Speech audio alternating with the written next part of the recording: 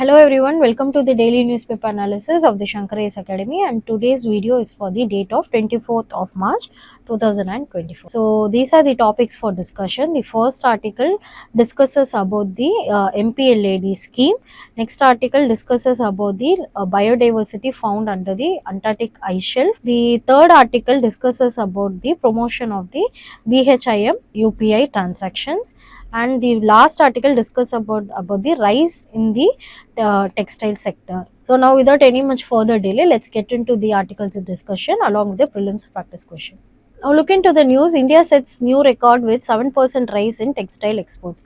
Now why it is in the news? Because the Ministry of Textiles reported a 7% increase in textile and apparel exports, which includes handicrafts from April to December in 2024 compared to the previous year. So here the government implements have and multiple schemes have supported to boost the sector. Now looking into India's key facts related to the textile sector, India in the global ranking are among the top exporters of textile and apparel. And looking into India's raw material base, they have strong base in cotton, silk, wool, jute and man-made fibers, that is the MMF.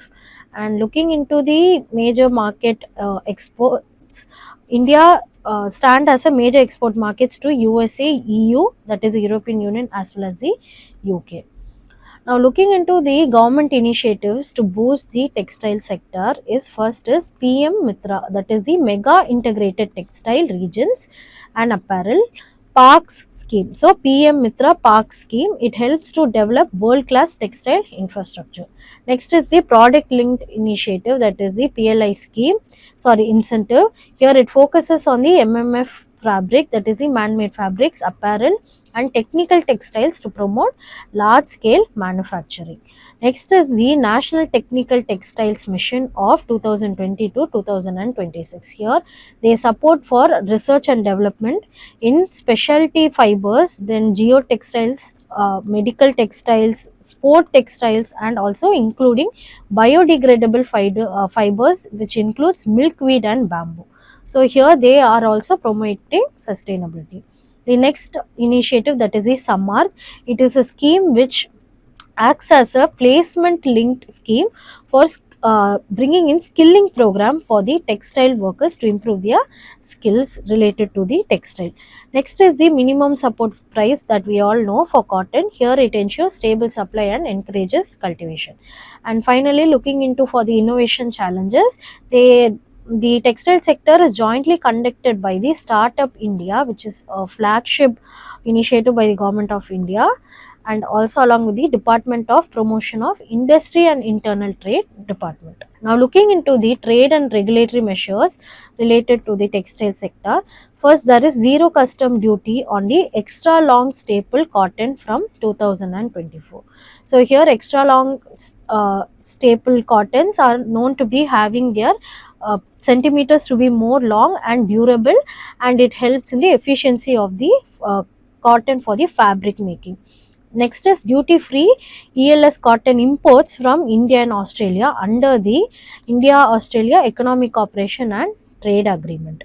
Next is these two schemes, that is the rebate of state and central taxes levies, that is the ROSCL CTL scheme, and remissions of duties and taxes on exported products program.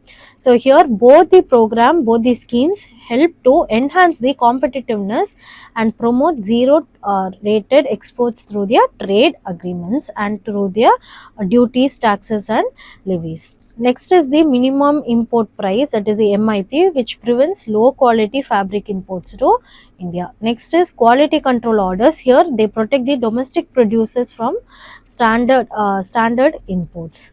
And next is free trade agreement and preferential trade agreements. So preferential trade agreements are not free trade, but there are certain preferences to certain products. So here under both agreements there is expanding of the exports potential, especially for textile sector. So these all compromises the textile sector. So I hope the article is clear. Now let's move on to our prelims practice question. Which of the statements are right? And only 3 and 4 are right. Here the PLI scheme incentivizes large scale production of MMF based textile.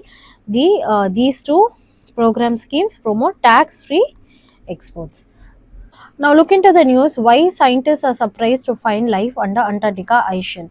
So here the mission was part of the Challenger 150, a UNESCO endorsed global initiative for deep sea research. So here the discoveries were announced with the findings provided new insights on how the ecosystem function beneath the floating sections of the Antarctica ice. So we all know the phenomenon of greening of Antarctica.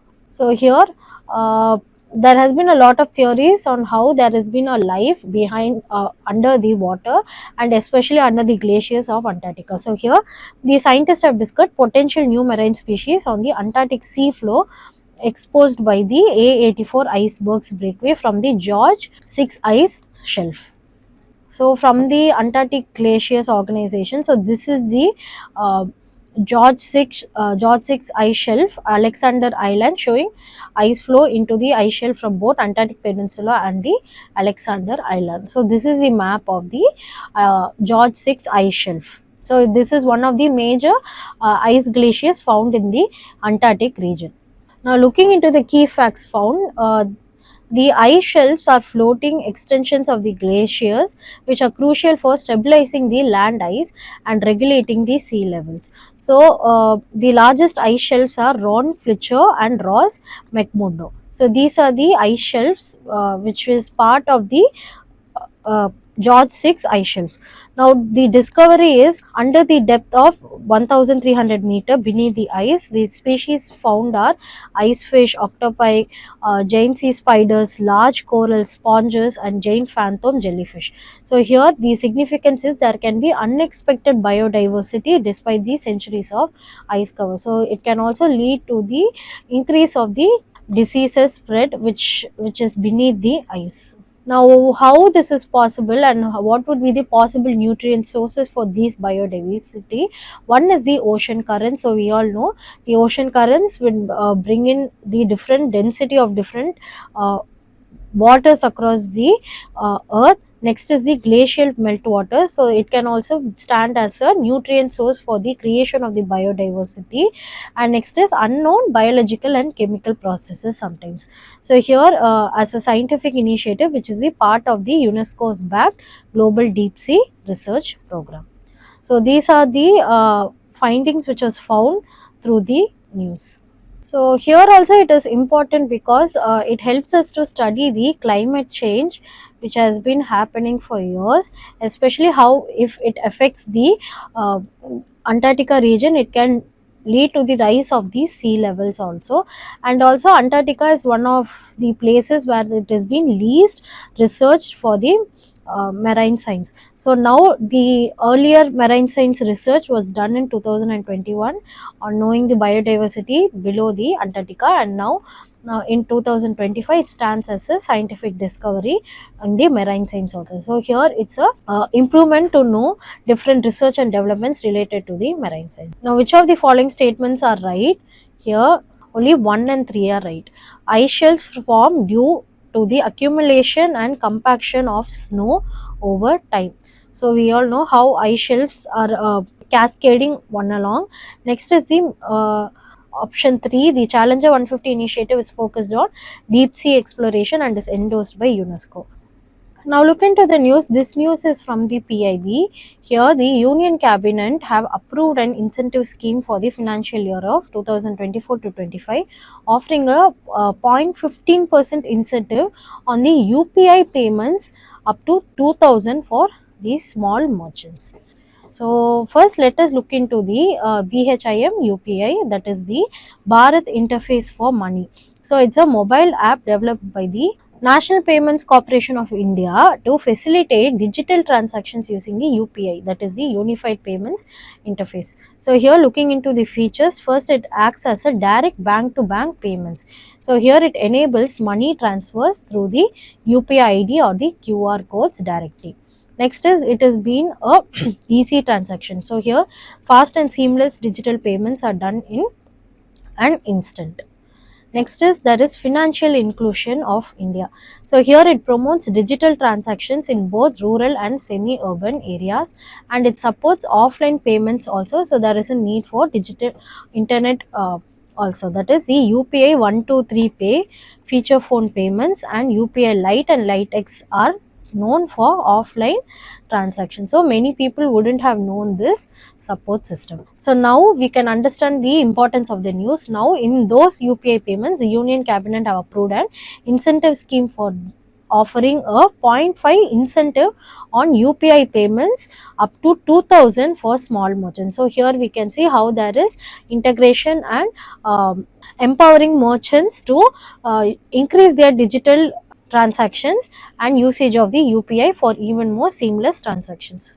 Now looking into the key features of the incentive scheme, first is the transaction limit. It applies only to UPI transactions up to 2000, and looking into the incentive structure, it includes small merchants who can receive 0.15% per transaction, and it doesn't include large merchants. They are not eligible for the incentive. So it is for the small merchants who need to have their importance in the digital infrastructure. And next, transactions above 2000, here no incentives for any merchant category, so it is only applicable to up to 2000. Now looking into the reimbursement process, here 80% of the claims by acquiring banks will be dispersed unconditionally, and remaining 20% is subject to the 10% release if technical decline is below 0.75, and 10% release if system uptime is above 99.5. So here it is nothing. We all know reimbursement is the coverage of the amount which is due to some technical or some unavoidable losses. So here when it comes to the reimbursement, 80% of the claims by the acquiring banks will be dispersed unconditionally, and the remaining 20% is subject to two parts. One is, first, the 10% will be released if the technical decline, that is the if the system works below 0.7 percentage, then the 10% would be released, and the next 10% release is if the system is almost working, which is above 99.5%. So here both these systems should be working properly, and these are the criteria for the system.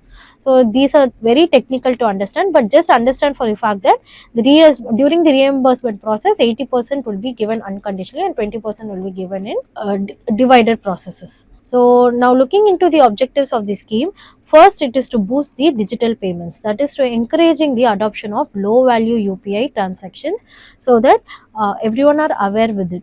Next is strengthening payment infrastructure to improve the system's efficiency and reliability on digital transactions. Next is to expand the UPI in rural areas. So here increasing the digital penetration in tier 3 to 6 cities. And finally, to promote indigenous digital solutions. So here the BHIM UPI is an indigenous product, and it ensures widespread usage, especially for our country, India. Now this is the prelims practice question, and only the option 2 and 3 are right. Only small merchants are eligible. So under 2000 up to 2000 rupees. The scheme also aims to expand offline UPI payments. So the statement 1, the scheme provides an incentive 0.15 per transaction for not all UPI payments up to 5000. No. Now look into the news. Parliament Standing Committee on Finance calls for the GST relief on MPLAD fund. So why it is in the news? The Parliamentary Standing Committee has recommended waiving the GST on the Member of Parliament Local Area Development Scheme to enhance its effectiveness. So here looking into the key facts, the Member of Parliament Local Area Development Scheme, it is a central scheme which providing each MP, that is the Member of Parliament, 5 crore annually for the local area development, and it was launched in 1993, and it is funded by the central government, and it comes under the Ministry of Statistics and Program Implementation. And looking into the implementation and policy regulation, the funds are routed through the district authorities, and the MPs are recommending works for durable assets. So now you can understand the news even more. Here, according to the Parliament Standing Committee on Finance, calls for GST relief on the MPLAD fund. Now, what it contains. So here the when it comes to Rajya Sabha MPs, they can choose the works in one or more districts of their elected state, and the nominated MPs, that is the of the Lok Sabha, can choose any districts in any state. Now the sectors covered would be 11 sectors. So here it includes also infrastructure, health and education, which is the one of the main sectors, and most of the fund being allocated.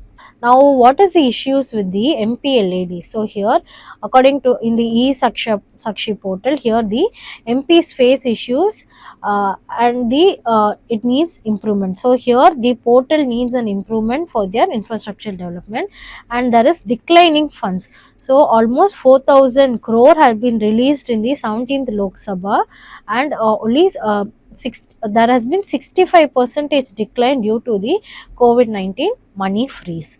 And looking into the GST burden, here 18% of the GST are reducing the scheme's effectiveness.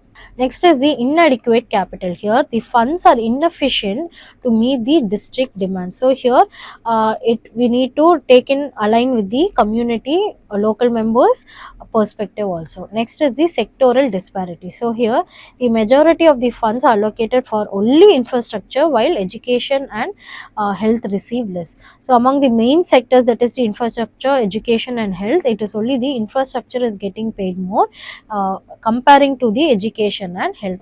So now what they are telling is, by waiving the GST, that is the 18% GST on the MPLAD, now the news is there needs to be waiving of those GSTs for more enhancing its effectiveness. So there is more fund allocation and there is more effective regulation of those fund, along with the waiving of this 18% GST.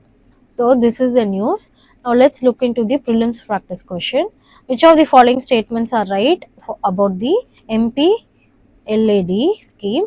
So here only option second is right. It is nominated members of both Lok Sabha and Rajya Sabha who can select any districts in any state for implementing projects under MPLAD. So the scheme is implemented by Ministry of Parliamentary Affairs. No, the MPLAD's funds can be utilized for the construction of private infrastructure provided it benefits the local community. No, and the funds under the PMLADs are directly allocated to MPs. No. Thank you for watching this video. Don't forget to give a like, comment and share.